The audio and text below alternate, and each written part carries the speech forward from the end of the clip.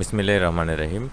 যেসব প্রতিষ্ঠানে আবেদনের ক্ষেত্রে সতর্ক হতে বলল এনটিআরসিএ, প্রকাশিত হয়েছে এই খবরটা দেখতে পাচ্ছেন দ্য ডেইলি ক্যাম্পাস এই ওয়েবসাইটে 17 এপ্রিল 2024-এ।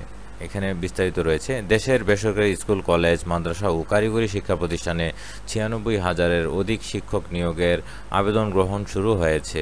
বুধবার 17 এপ্রিল থেকে আবেদন শুরু হয়েছে, যা চলবে আগামী 9 মে পর্যন্ত। প্রতিষ্ঠান পছন্দের ক্ষেত্রে প্রার্থীকে সতর্কতা অবলম্বন করার পরামর্শ দিয়েছে বেসরকারি শিক্ষক নিবন্ধন ও প্রত্যয়ন কর্তৃপক্ষ এনটিআরসিএ। সংস্থাটি জানিয়েছে, যেসব প্রতিষ্ঠানের সংশ্লিষ্ট শূন্য পদের বিপরীতে কাম্য সংখ্যক শিক্ষার্থী নেই, সেসব প্রতিষ্ঠানের এমপিও পরবর্তী সময় ভবিষ্যতে বাতিল হতে পারে।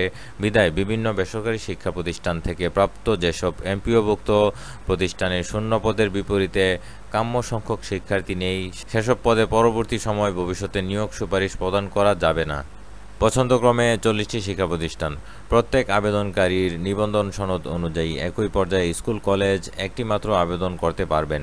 একজন প্রার্থী শূন্য পদের তালিকা থেকে তার আবেদনে সর্বোচ্চ 40টি শিক্ষা প্রতিষ্ঠানের পছন্দ দিতে পারবেন। পছন্দ প্রদানের পর কোনো প্রার্থী যদি তার পছন্দ বহির্ভূত দেশের যে কোনো শিক্ষা প্রতিষ্ঠানের চাকরি করতে ইচ্ছুক হন, তবে তাকে অ্যাপ্লিকেশন ফরমে প্রদর্শিত আদার অপশন নামের বক্সে ইয়েস ক্লিক করতে হবে।